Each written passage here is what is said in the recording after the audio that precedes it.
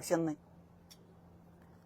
सगळ्या मागण्या दिल्या तरी आरक्षण नाही, समजून सांगितलं तरी आरक्षण नाही, कायद्यात बसतंय हे सांगितलं तरी आरक्षण नाही, प्रेमाने बैठका घेऊन सांगितलं तरी बी आरक्षण नाही, मोर्चे घेऊन गेलं तरी पण नाही. त्यापेक्षा होऊन जाऊ दे, काय होऊन जायचं होऊ दे एकदा.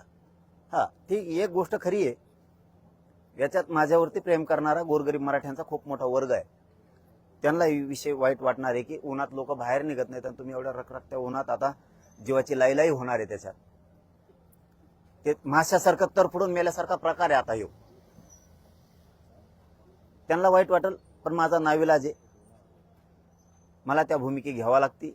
आणि मे महिन्याच्या या कडक उन्हात मी त्या उन्हात जीवाची लाई झाली तरी चालत.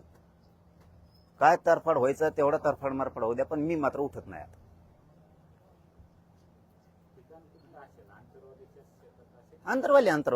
अंतरवाली बाहेर नाही.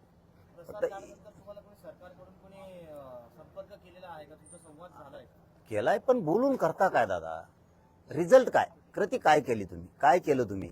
लावालाव्याच्या पलीकडे तुम्हाला काही आलंच नाही आयुष्यात तुमच्या.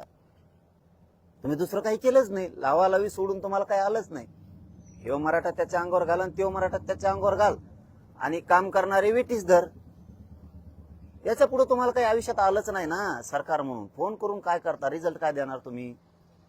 तुमचे फोन मस आले. हा, मला इथं मराठ्यांना रिझल्ट द्यायचा आहे, त्यांना आरक्षण द्यायचंय. तुम्ही काय दिलं? फोनवर बोलणं.